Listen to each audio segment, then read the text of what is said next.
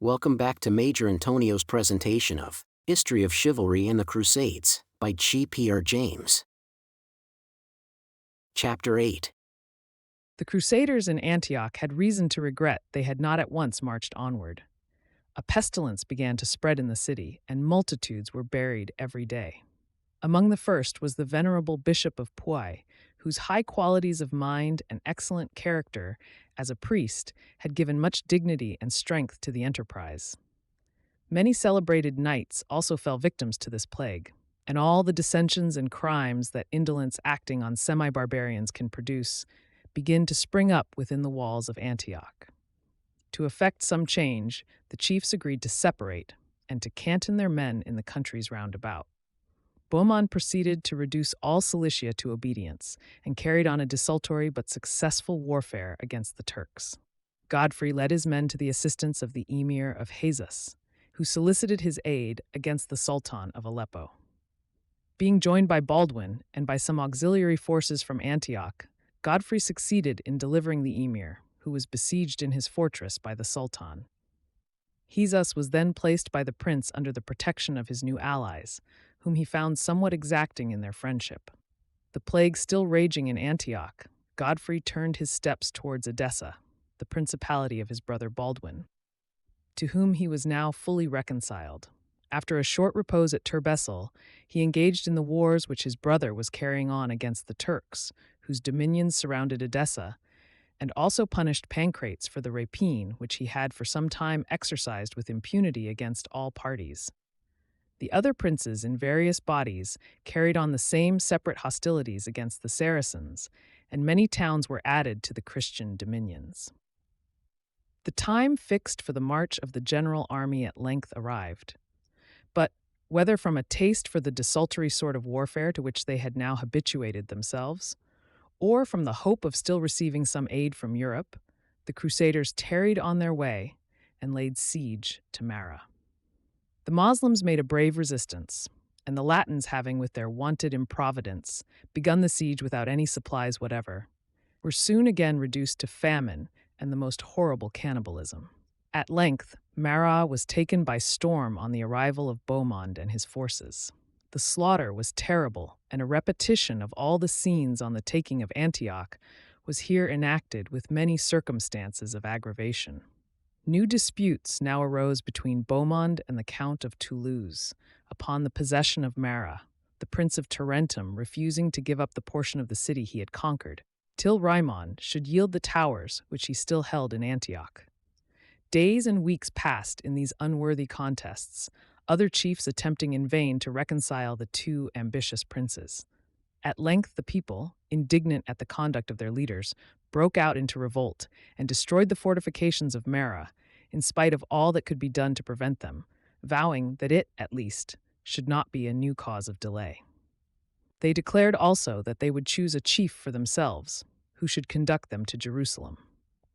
This, of course, compelled the leaders of the army to begin their march, but it in no degree produced a reconciliation, and Raymond of Toulouse, with Robert of Normandy and Tancred, proceeded on their way to Jerusalem, leaving the rest of the princes to follow as they might.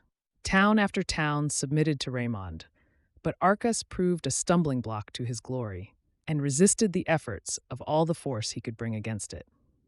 The Saracen emirs of the neighboring country, however, whether from fear of the Christians or from misunderstandings among themselves, no longer pursued the firm and destructive plan formerly adopted of desolating the land before the steps of the invaders. The army of the Cross found provisions in plenty, and many of the towns which it approached bought immunity from attack at the price of large presents to the Crusaders. Soon after the departure of Raymond, Godfrey of Bouillon, Robert of Flanders, Beaumont, and the other leaders marched out of Antioch and directed their course towards Laodicea, where Bohemond again quitted them and returned to his new principality, leaving a great part of his troops to aid his brethren. As some compensation for this desertion, the host of the crusade was joined by a considerable body of English who had sailed round Spain, and, entering the Mediterranean by Gibraltar, had touched first at St. Simeon and then proceeded to Laodicea, A wonderful undertaking, indeed, as Raymond Dodgeles observes, considering the state of the art of navigation in that day. From Laodicea, Godfrey, marching along the coast, turned his arms against Gabel, or Gabala, whither he was accompanied by the ships of the band of pirates whom we have seen serving under Baldwin, and who, having fallen into the hands of the Greeks of Laodicea, had been kept in strict imprisonment till the arrival of the Crusaders. The emir of Gabel attempted, by the offer of large bribes, to divert the forces of the Cross from the attack of his city, but his proposals were met with contempt by Godfrey and the chiefs who accompanied him, and the infidel commander, in consequence, sent messengers to Raymond of Toulouse, then besieging Arcas, whose disinterestedness was reported to be of a different quality.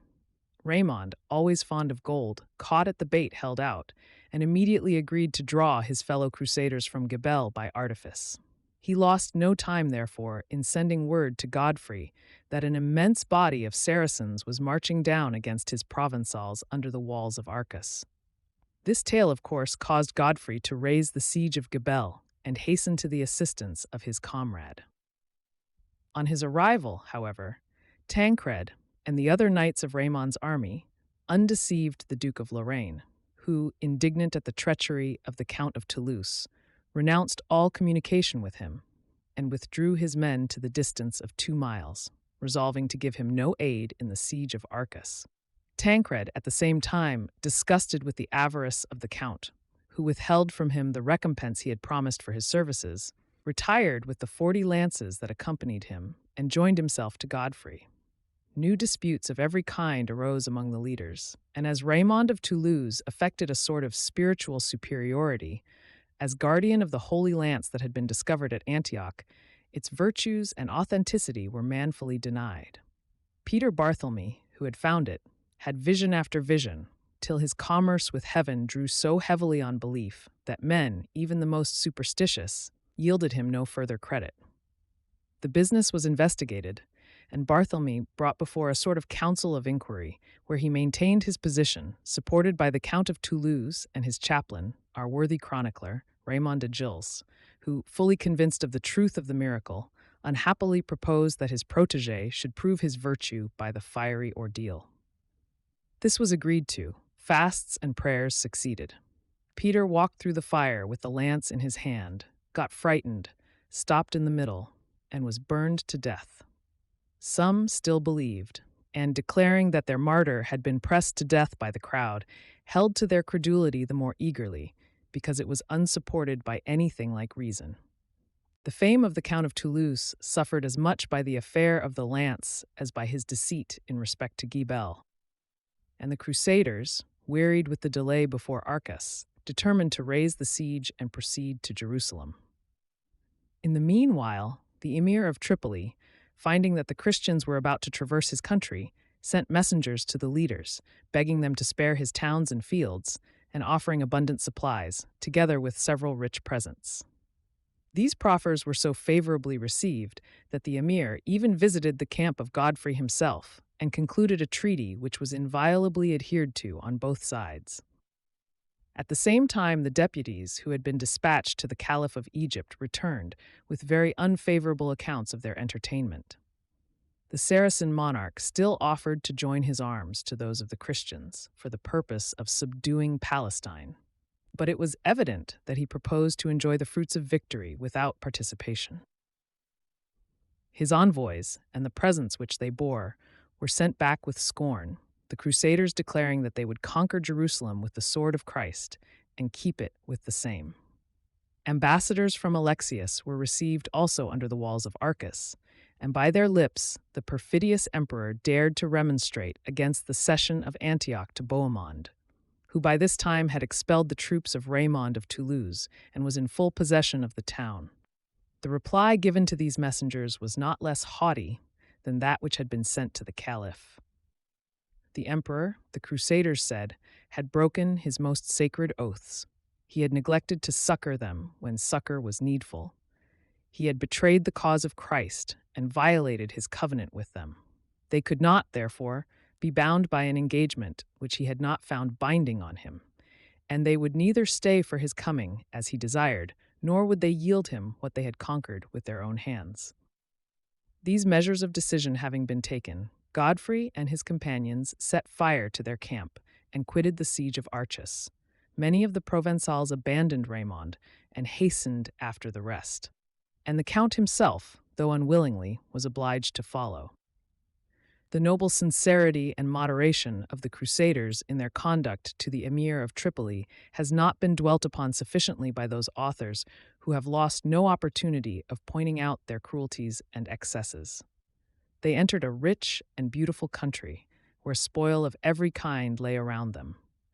The inhabitants were infidels and had been enemies, but the host of the crusade passed through the whole without the slightest violation of their treaty. To prevent even casual injury, they encamped at a distance from the towns, waited for the supplies that had been promised them, and followed, with confidence and regularity, the guide who was appointed to conduct them through the land. When at war, the Crusaders waged it with all the barbarity of the age. The slaughter of the infidel adversary was a virtue praised by historians and sung by poets, and mercy would have been held a weakness. But with those to whom they had bound themselves in peace, we seldom find that, as a body, they violated the most chivalric adherence to their promises. In the neighborhood of Tripoli, the Europeans first beheld the sugar-cane and learned the method of preparing the valuable juice, which has since been such an article of commerce in Europe.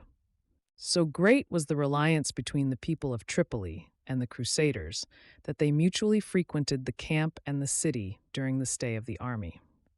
The emir also delivered from the chains in which they had long remained 300 Christian pilgrims, and, according to some authorities, promised to embrace the faith of his new allies in case they were ultimately successful. At the end of 3 days, the host of the cross was once more in motion, and passing by Sidon, Acre, Ramula, and Emmaus, approached the city of Jerusalem. At Emmaus, deputies arrived from the Christians of Bethlehem, praying for immediate aid against their infidel oppressors. Tancred was in consequence sent forward with 100 lances, but the tidings of a deputation from Bethlehem spread new and strange sensations through the bosoms of the Crusaders. That word Bethlehem, repeated through the camp, called up so many ideas connected with that sweet religion, which, however perverted, was still the thrilling faith of every heart around. The thoughts of their proximity to the Savior's birthplace banished sleep from every eyelid, and before midnight was well past, the whole host was on foot towards Jerusalem. It was a lovely morning, we are told, in the summertime, and after they had wandered on for some time in the darkness, the sun rushed into the sky with the glorious suddenness of eastern dawn, and Jerusalem lay before their eyes. The remembrance of all that that mighty city had beheld, the enthusiasm of faith, the memory of dangers and ills and fatigues and privations endured and conquered, the fulfillment of hope, the gratification of long desire, the end of fear and doubt, combined in every bosom to call up the sublime of joy. The name was echoed by 1,000 tongues, Jerusalem, Jerusalem. Some shouted to the sky, some knelt and prayed, some wept in silence, and some cast themselves down and kissed the blessed earth. All had much ado, says Fuller, with his emphatic plainness, to manage so great a gladness. To rejoicing at the sight of the holy city succeeded wrath at seeing it in the hands of the infidels. The army marched forward in haste, drove in some parties of Saracens who had vauntingly come forth from the gates, and Jerusalem was invested on all sides.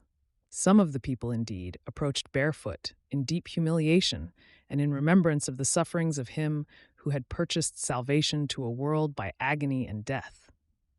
But the greater part of the soldiers advanced with purposes of wrath, and took up their various warlike positions round about the town. The attack was begun almost immediately after the first preparations, and Godfrey of Bouillon, Tancred, the Duke of Normandy, and Robert of Flanders, by a vigorous effort, carried the barbicans and reached the wall. A portion of this also was thrown down with axes and picks, and several knights, mounting by ladders to the top of the battlements, under a hail of arrows and Greek fire, fought for some time hand to hand with the Turks. At length, after many had fallen on both sides, it became evident to the leaders that nothing could be effected without the usual machines, and the assault was suspended. All the energies of the host were now employed in constructing implements of war. Timber was procured from Sicon. Some Genoese seamen, having arrived at Jaffa, were pressed by the Crusaders into the service of the cross, and by their mechanical skill greatly facilitated the construction of the engines required. Catapults, mangonels, and large movable towers were prepared, as in the siege of Nice, and to these was added a machine called the sow, formed of wood, and covered with raw hides to protect it from fire, under cover of which soldiers were employed in undermining the walls. During the fabrication of these implements, a dreadful drought pervaded the army, and all the wells in the circumjacent country having been filled up by the Turks, the only water that reached the camp was brought from far, and paid for as if each drop had been gold. The soldiers, unable to procure it, wandered away in the search, or watched the morning dew, and licked the very stones for moisture. Vice and immorality again grew prevalent, and superstition was obliged to be called in aid of virtue. From 40 to 60,000 men were all that remained of multitudes, and it became obvious to the leaders that dissensions could no longer exist without hazarding their destruction. Tancred, the first in every noble act, set the example of conciliation, and embraced his foe Raymond of Toulouse in the sight of the whole army. An expiatory procession was made by the chiefs, the soldiers, and the clergy round the city of Jerusalem, and prayers were offered up on each holy place in the neighborhood for success in this last field. The Turks, on their part, forgetting the desperate valor which the Crusaders had displayed on every occasion, beheld these ceremonies with contempt, and raising up the image of the cross upon the walls, mocked the procession of the Christians and threw dirt at the symbol of their faith. The wrath of the Crusaders was raised to the uttermost, and the sacrilegious insult was remembered to be atoned in blood. The engines were at last completed, and the attack once more begun. The towers were rolled onto the walls, the battering rams were plied incessantly, the sow was pushed on to the foundations. And while the Saracens poured forth fire and arrows upon the besiegers, the Crusaders waged the warfare with equal courage from their machines. Thus passed the whole day in one of the most tremendous fights that the host of the cross had ever sustained. Night fell, and the city was not taken. The walls of the town were much injured, as well as the engines used by the assailants. But by the next morning both had been repaired, and the assault recommenced, and was received with equal ardor. The leaders of the Christian army occupied the higher stages of their movable towers, and Godfrey of Bouillon himself, armed with a bow, was seen directing his shafts against all who appeared upon the walls. Such soldiers as the machines could not contain were ranged opposite the walls, urging the battering rams, plying the mangonels, and by flights of arrows covering the attack from the towers. The enthusiasm was great and general.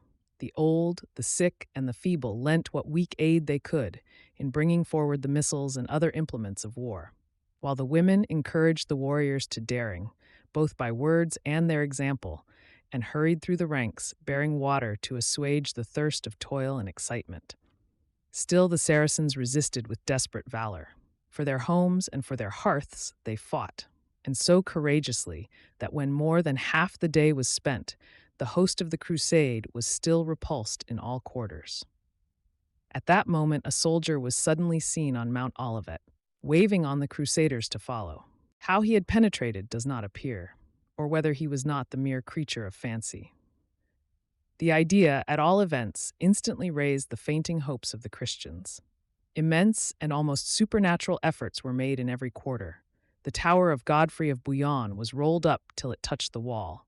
The movable bridge was let down, and a knight, called Leutold, sprang upon the battlements. His brother followed.